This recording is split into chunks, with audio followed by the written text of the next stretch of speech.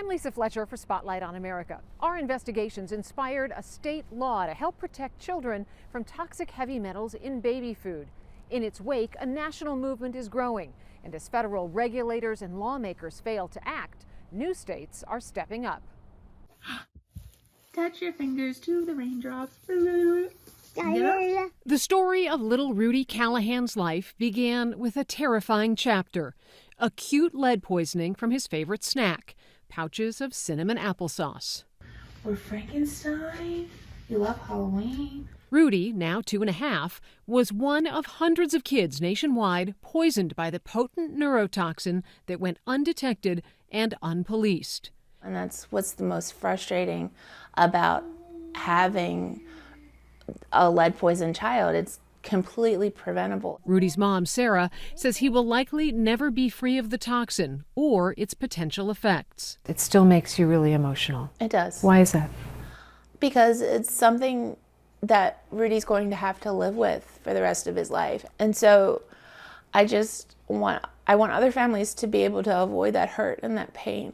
Triggered by our reporting, last year Maryland became the second state in the U.S. after California to pass a law requiring manufacturers test baby food for heavy metals. House Bill 97, Senate Bill 723, Rudy's Law. And include a QR code on the label for consumers to see the results.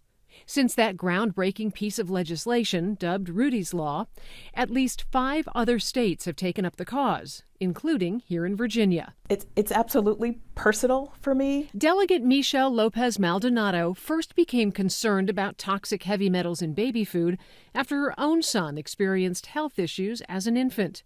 20 years later, she's leading the charge. I haven't met anybody who doesn't care about this bill. Maldonado says her bill could pass in the next few months, adding to the list of states that have moved swiftly when the federal government did not. The most important, impactful things that have changed in this country over our history has never come from the top.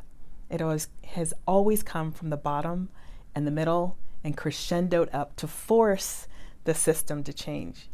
This is no different. And it's already changing as QR codes are starting to appear on baby foods nationwide. What's it going to be like for you to walk into the grocery store, pick up a jar of baby food with a QR code on it, and know that the law that made that happen is named after your son?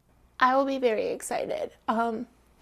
It's definitely bittersweet because this should not have happened, but I will be so excited when I walk into a grocery store and I see a QR code. I probably, even though he doesn't eat baby food anymore, will be the first person to scan it. And we've come a long way. Rudy's remaining chapters are yet to be written, but Sarah Callahan won't stop until there are more laws on the books. I will testify before the remaining 47 states. I will do anything to get bills passed to try to get poison out of baby food.